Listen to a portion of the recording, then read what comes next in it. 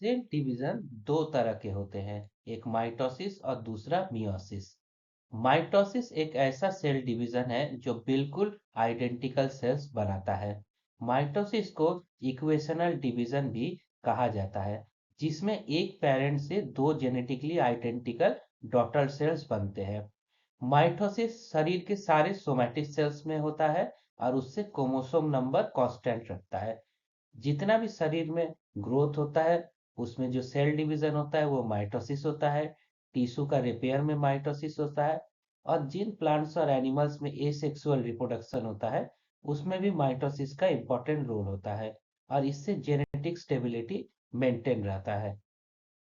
Mitosis के दो division होते हैं, पहला कैरियोकाइनेसिस, दूसरा साइटोकाइनेसिस।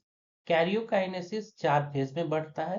पहले फेज को प्रोफेज कहते हैं, जिसमें क्रोमैटिन जो डीएनए जो प्रोटीन में लपेटा रहता है वो कंडेंस होता जाता है और बाद में विजिबली क्रोमोसोम बन जाता है।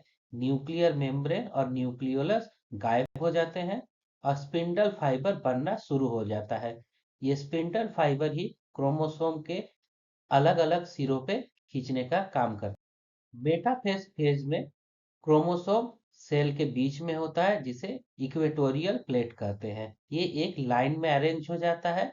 ये वही स्टेट है जहां क्रोमोसोम सबसे ज्यादा कंडेंस होते हैं।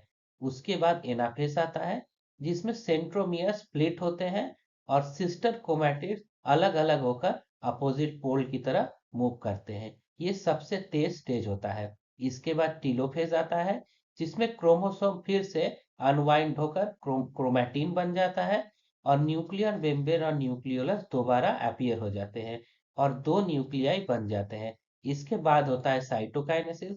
एनिमल सेल में साइटोकाइनेसिस क्लीवेज फॉरो द्वारा होता है और प्लांट में सेल प्लेट बनता है। Thank you.